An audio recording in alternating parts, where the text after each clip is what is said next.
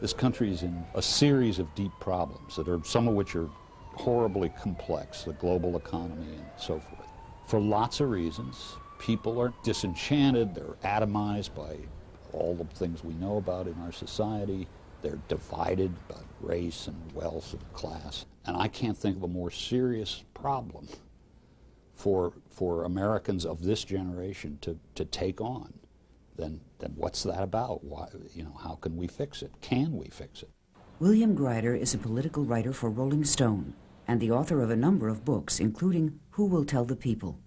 He's observed and written about the workings of the nation for years, from the civil rights movement and the hope of the 60s to the disaffection of the 90s.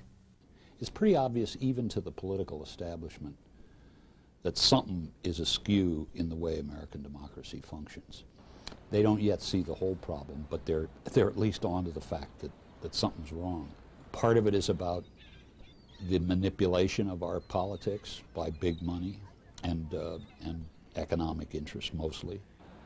But it all starts in communities where people feel disconnected from the large institutions, particularly government. And to me, what people at the community level can do, which I think is the core of democracy, is to turn those alienated, disconnected citizens into real people again, with real voices, with real aspirations, with real grievances, and help them find a way to express those. Matt McDermott already had a strong commitment to community service by the time he entered college at the University of Michigan. I grew up in Kenwood, 1 block south of 47th Street, which is a real dividing line in Chicago.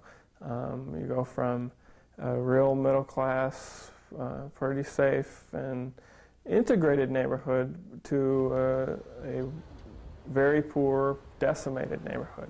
And so from a very early age, I think I was aware that there was a lot of inequality in this country, a lot of inequality in Chicago, a lot of inequality everywhere. But it was this campaign for affordable housing, where Matt interned the summer he graduated, that first got him thinking about organizing as a career. It really, for the first time, exposed me to organizing, looking at root causes, thinking about power and why things are the way they are, analyzing a situation to understand what it was, and then not just trying to charitably help the situation or make things seem a little bit better, but to get other people to think about why they are where they are or why their neighborhood is the way it is, and to do something about it. The campaign, which brought about thousands of new homes for low-income areas, showed Matt exactly how effective organizing could be. But once I did it, I really fell in love with it.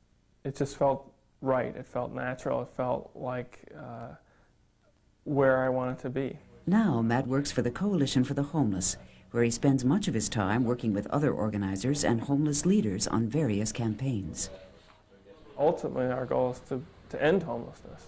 That's a long way off, probably, but every time we can get a homeless person to feel a sense of their own power, their own worth, and see that they might have the ability to make an impact and get a more stable situation for themselves and their families, but also to change the bigger picture, then we're making a dent.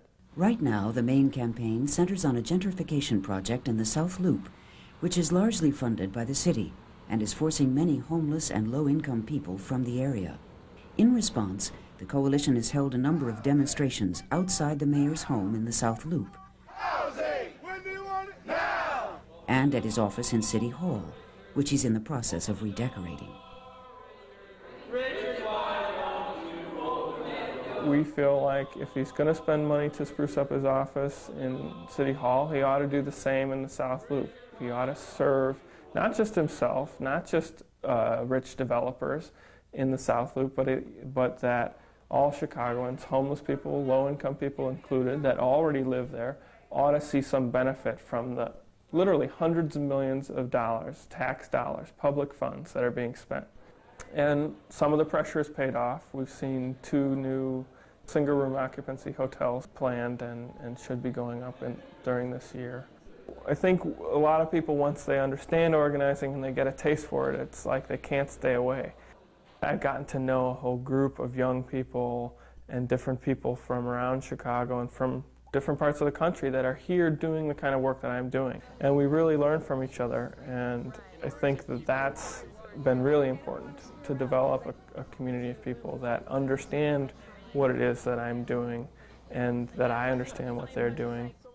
It's not easy to do, it's very challenging, but that's kind of the whole bug about it, is that at the same time it's difficult, it's rewarding.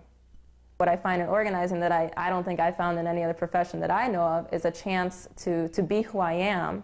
I feel like I'm a strong, confident woman, and organizing is a place I can be that strong, confident woman. Susana Vasquez works for the Resurrection Project, an organization based in a largely Hispanic area of Chicago. I think what organizing offers for me is a chance to combine a lot of my different interests. And it also gives you a chance to, there's kind of a freedom to it. I mean, you're busy. You're not going to be putting in just an 8-hour day. But there's it's sort of like being your own boss in a sense, because the responsibility is on you to get the work done. Like Matt McDermott, Susanna did some community service work at college and was involved with different student groups. She even attended the same organizing internship program he did. But unlike Matt, Susanna came away with mixed feelings. I think that's important because I started out actually being afraid of this. I was like, oh my goodness, I have to go door knock in a community. I don't feel too strong about my Spanish. But it did teach me a lot about politics and organizations and people's personalities and people's like power dynamics in Chicago. And so I found that interesting. Not quite sure that organizing was the career for her, Susanna took an office job with her uncle, doing work for HIV/AIDS. But she quickly realized what she was missing. I found myself going crazy in an office, and I kind of came to a decision, I think, that what I wanted, at least at this time in my life, was to still challenge myself personally, as I'd found I could do through the work. That's when she first met Raul Raimundo, who offered her a job at the Resurrection Project. I really liked him. He was just someone who was very straight about what he was. They'd gotten from the Archdiocese the use of a church that was going to be shut down. So he was showing me the rehab of that project, that they have a daycare center there. Also, they've been real successful in building new homes for Chicago, and so he showed me some of the model homes and just showed me around the neighborhood and gave me a chance to see for myself what was the organization, what are some of the victories that they had won, and did I want to be part of that and continuing making that happen. One of the things that really piqued my interest about the Resurrection Project is it's a church-based organization. I remember when in my interview, I asked one of the board members, why are you involved with this organization? And straight out he said, it's putting the gospel into action. And for me that was just very strong. I wanted to be around people who've had that sense of values or had that sense of faith. Tal vez si la gente lo llama por teléfono, aquí está el número. For Nelson Sosa, it was that feeling of community, as well as the ability to unleash people's potential, that drew him to organizing. If you have the education, if you have the resources, you know, as I said, either in your mind or your pockets or whatever, it doesn't mean anything if you're just going to take it into a bunker and never share it with your people, with your community. Nelson originally came to Chicago from Chile to study journalism, living with his father while he attended college. But in the end, Nelson decided he'd rather make the news than write about it, and chose to be part of the action instead. You know, I wanted to do something different. You know, I wanted to go back to my roots. I mean, in a way, organizing and politics and the political process more than just the politics of dealing and willing, you know. So he took a job at Acorn, a community organization that focuses on a wide range of problems. We help people organize around the issues they care about. Could be garbage, rats, like a little village, the place where I work, or schools, like all over the city. Or jobs, like this campaign to raise the minimum wage, so that a person could earn enough to keep a family of 4 above the poverty line. Well, how can you make a living if they don't pay you a living wage? Well, people want a job, you know. If people had a job, they wouldn't have to depend on anything else, you know, but their own strength, their own work, you know, their own labor, you know, allow them to do that. Like Matt and Susanna, Nelson also worked towards social change at an early age, back when he was in high school in Chile. But it was of a much different sort, fighting the political regime in his country. I used to think that we, the vanguard, the enlightened ones, were going to lead people to you know, to change to nirvana or something, you know. And that was wrong, I think. And I think that people make the path, you know, and we are facilitators in a way. You know, we keep hope alive, you know, the way we keep the matches dry, you know. You see what happened in Los Angeles, what happens in Caracas or in Rosario in Argentina, where people just, you know, go out in the streets, you know, and burn cars, you know, rob anything they can. What would have made a difference? And what could have produced some positive change instead of just charcoal, you know, and all, you know, the remains of these kinds of events would have been an organization, you know, a network of people who had some intention of changing things deeply, you know, from the root, you know, and that's what we're trying to do at Acorn, for instance. You know, it's not just being against something, but being for something. And you are part of that process, and that makes you feel good. It makes you feel good, definitely better than if I had just watched it on TV or reading about it, you know.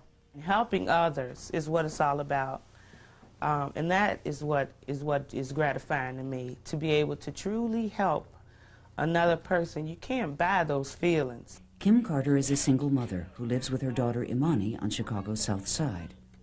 Like Nelson, she works for Acorn, organizing people in the neighborhood to effect change. But unlike the other organizers we've met, Kim is relatively new to the idea of social action. In fact, she came to it by accident while answering an ad for another job. She happened to run into an organizer from Acorn who offered her a position there. Once he explained and started really telling me the type of work that they do, and that it was basically fighting for the rights of low and moderate income people, I said, well, I can't go wrong with this. I'm fighting for myself, and I'm getting paid to do it. Despite the fact that she knew nothing about organizing, Kim started right in, pretty much learning the job as she went along. I was fortunate because I had a head organizer that took time to teach me things, and the things that I was doing stuck. And once I knew how to do that, you couldn't take it away from me. I know how to do that now. And not only that, I've learned that numbers mean everything. If people stick together, it's nothing what people can't do. For Kim, that's what organizing is all about, getting the people in her community to see all their possibilities. I think that organizing is crucial now more than ever. People need to be made aware so that we can fight to save what's ours. I have been in situations where I have seen people down and out, and simply letting them wield a bit of power would bring something to them that they never knew that they had inside of them, and then they flourish.